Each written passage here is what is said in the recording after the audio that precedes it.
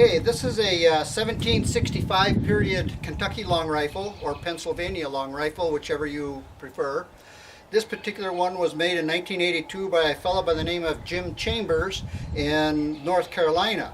If you Google him, he's still making guns these days, and like I say, this one was made in 1982. It's got a Siler lock, tiger stripe curly maple, gets tapered and flared barrel. And tapered and flared means it's thick at the breech, tapers down, and it flares out again. If you look at it, you can see that flare. You can see it probably better this way. Okay. But anyway, it's got a wooden patch box, and it's got some really nice carving on this side, along with a vent pick and brass side plate. It's got fluted thimbles for the ramrod, and I have taken elk, bear, and about a dozen deer with this particular rifle. As a matter of fact, this claw is from the bear that I shot with it. The bear was actually so close I set his fur on fire when I dropped the hammer on him. But anyway, yeah, this is a 50 caliber, and I would recommend, if you're shooting a round ball, not to hunt deer or shoot anything big game more than 75 yards away, because round ball loses velocity pretty rapidly.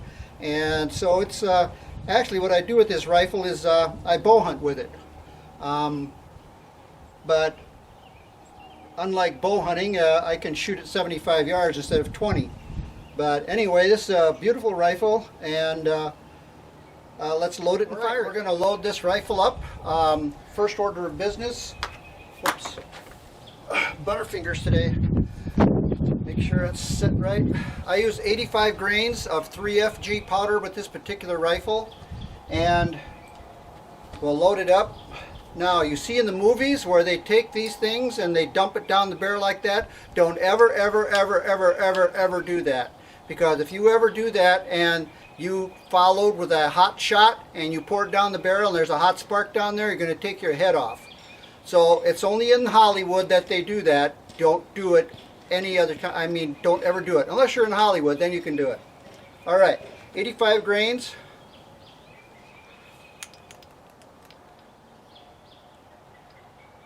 Dump that down the barrel.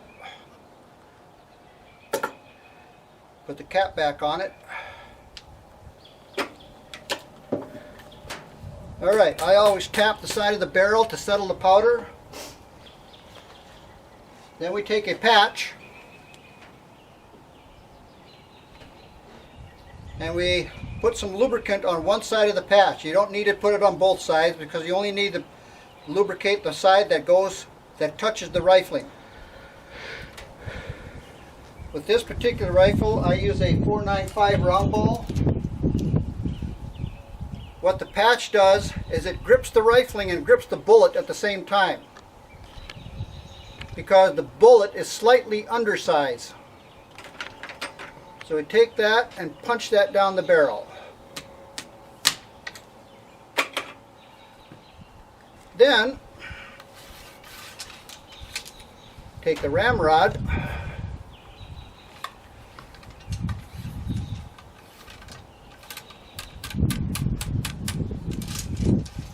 shove that down solidly on the barrel, solidly on the powder, and we're ready to fire. All right, we are going to prime this rifle the same as we did with the smooth bore. I'm using 4F powder, same thing as I used in the smooth bore, and let's put some in here. Close the flizzing plate. And we have a target up there at about 75 yards.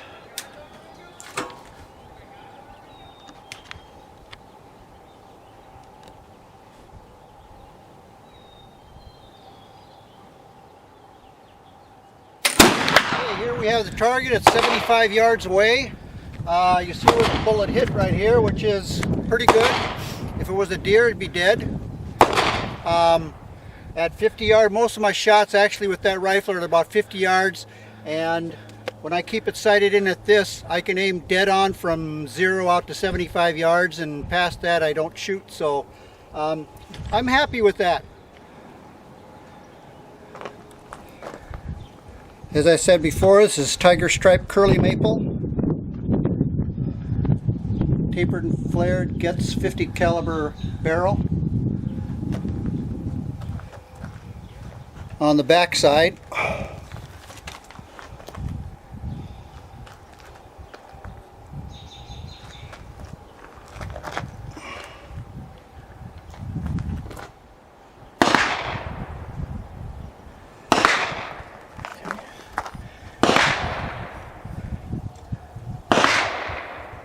you put a fiber optic in it, didn't you? Is that a fiber optic, or is that just something paint? no, it's just paint. Just some paint. Okay. Yep, paint. All right. It's got an octagon barrel. Okay. All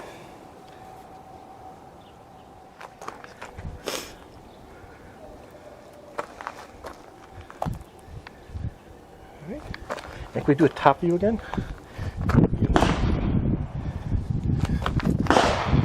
That's it. Go on this way.